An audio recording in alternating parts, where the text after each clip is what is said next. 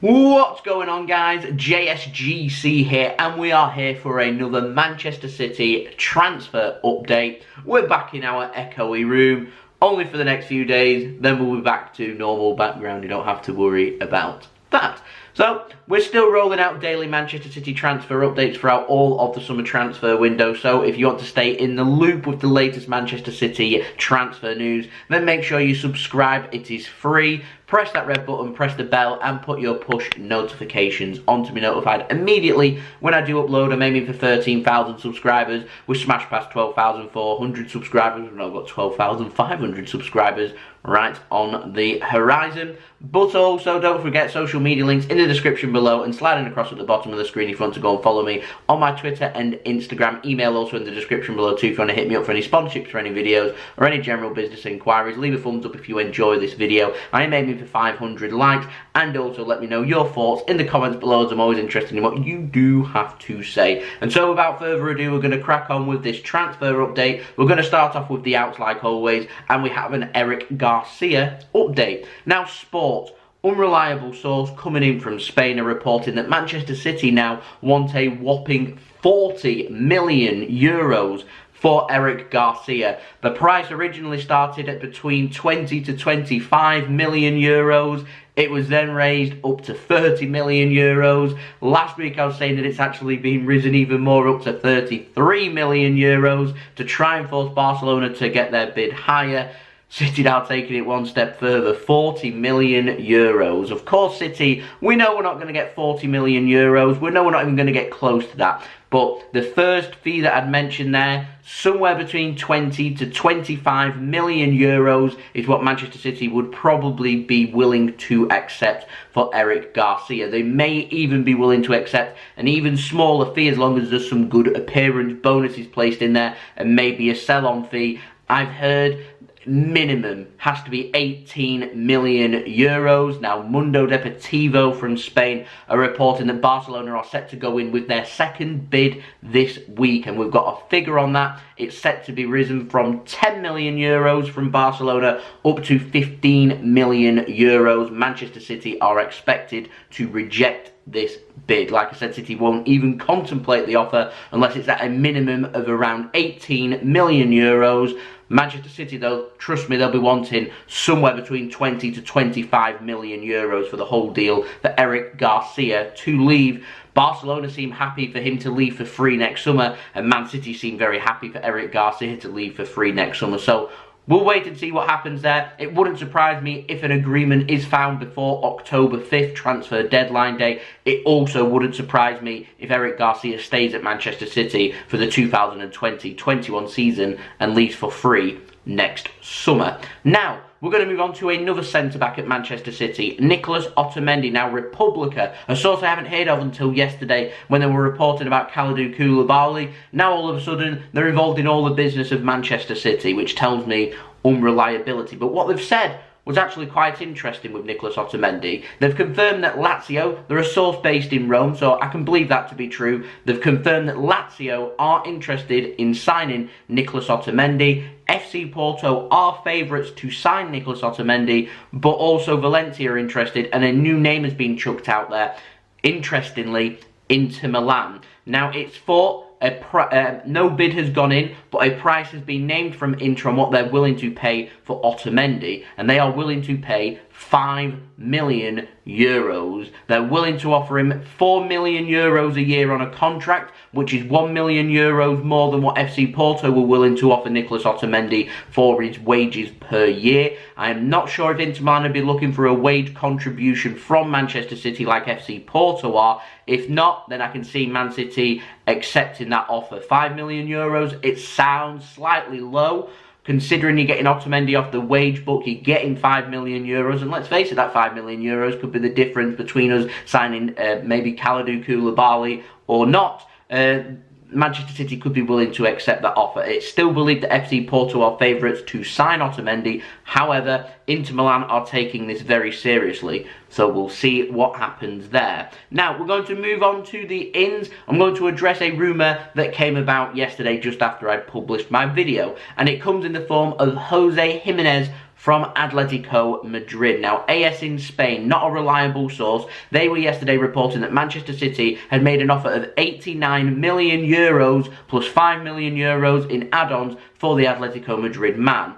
Manchester City, they won't even go up to 70 million euros plus 5 million euros in add-ons for Koulibaly. So I highly doubt that City all of a sudden would be willing to pay near 90 million euros for a centre-back. Now, some people were saying that he's younger, he's more proven, etc, etc. The fact is, City have a price that they'll pay for players, and it simply won't be over the odds. And Manchester City, this word that we're getting coming in from sources close to Manchester City, is that the price that it would cost to sign Jose Gimenez is simply over the top, it's over the odds, and City won't be paying that. Now, Atletico Madrid, if City were to submit that bid of 89 million euros plus 5 million euros in add-ons, it would be rejected. Atletico Madrid will only accept his release clause, which is 120 million euros. It isn't happening. Now, we've had some reliability come in yesterday from Fabrizio Romano, who has said that at this moment in time, no bid, like I said, fake news, no bid has been made from Manchester City to Atletico Madrid for Jose Gimenez.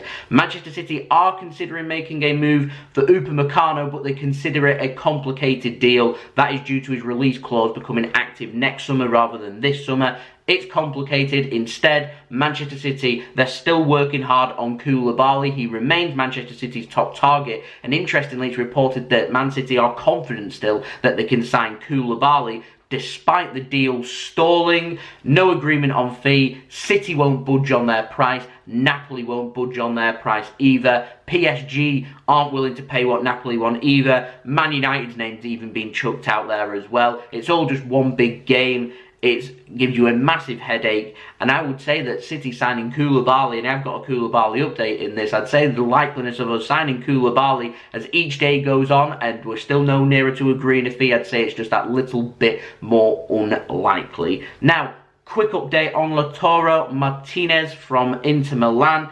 He's set to stay at Inter Milan after his agent had held talks with Inter Milan, and they've come up to an agreement where they're going to hold further talks towards the transfer deadline day, towards October 5th, where Lautaro Martinez has told Inter Milan that he wants to sign a new contract, and so they're going to offer him a new contract towards the end of the window, and so it's seemingly looking like, at least for this summer, Lautaro Martinez is going to remain an Inter Milan player. Barcelona cannot afford him. Real Madrid's being linked. They're not going to make a move, is what's been reported from reliable sources from Fabrizio Romano. Manchester City have also been linked and apparently interested too, but it's thought that City will not be making a move for Martinez this summer, so he's set to stay at Inter Milan, so that's another player that we can cross off our list. So it's seemingly looking like an attacker will not be added by Manchester City this summer. Let me know your thoughts of that in the comments below. Now, let's follow on from our story yesterday about Kalidou Koulibaly, the deal stalling on the verge of collapsing. Now, Manchester City are willing to play a waiting game with Koulibaly. They won't pay 70 million euros plus 5 million euros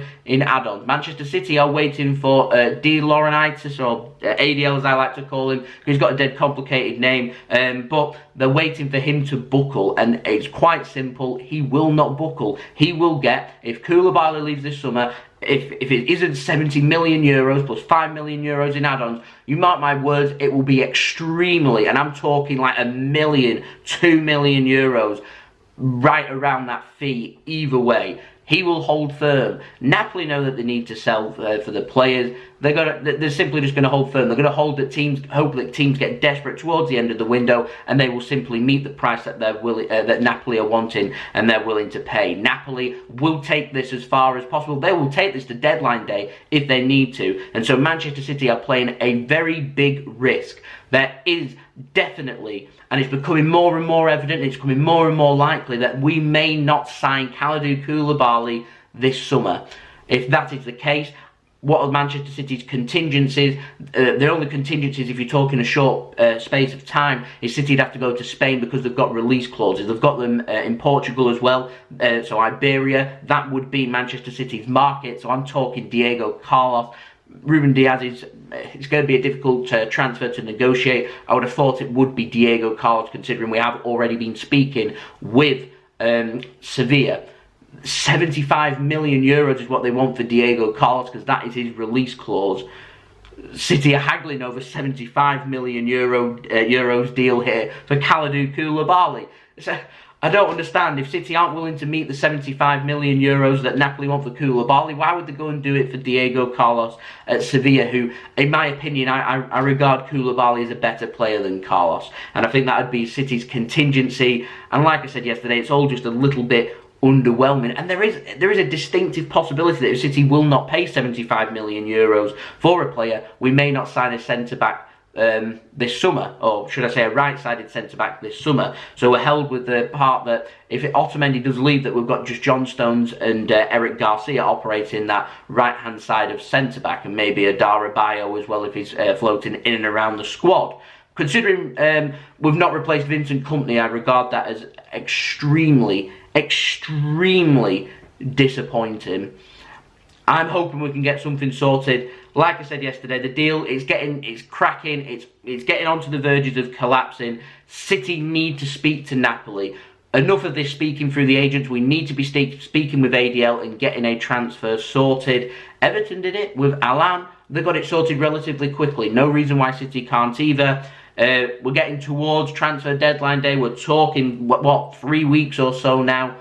Time's running out. Premier League season for us starts next Monday. We've got less than a week now until our first game against Wolves. And whilst we've made a couple of good additions, Ferran Torres and Nathan Ake, I was hoping that we'd have a top right-hand side centre-back already signed, training with the squad, ready to go next Monday. And it feels like, at the moment, we're a little bit underprepared. And considering it was quite evident last season that we was quite poor at the back, and that's me being nice, and considering there was lack of leadership, a lack of experience, and a lack of quality at centre-back, particularly when Laporte was injured, I'd have thought City would have been sorted out a top right-hand side centre-back first before we'd even brought in Ake or Torres. We haven't worked hard enough here. And someone made a good comment yesterday. We were too busy for the last couple of weeks focusing on Lionel Messi, a transfer that was always going to be quite unrealistic, when in actual fact we could have spent them 2 weeks speaking with ADL and having this transfer sorted. And instead now we've got 3 weeks. This deal could stall, it could collapse. We're faced with a possibility of signing a player that we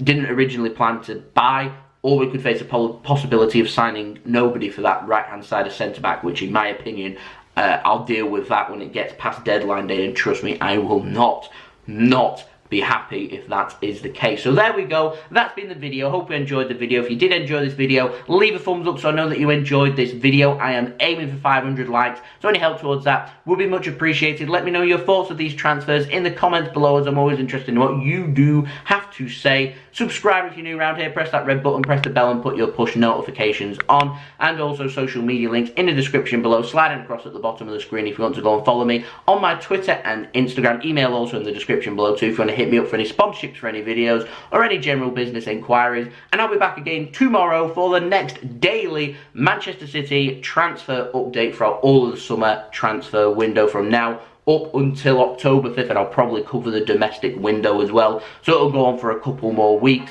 So I'll see you all again tomorrow for that video. I hope everyone is safe and well. Thank you very much for watching. I've been JSGC. Peace. Ciao for now.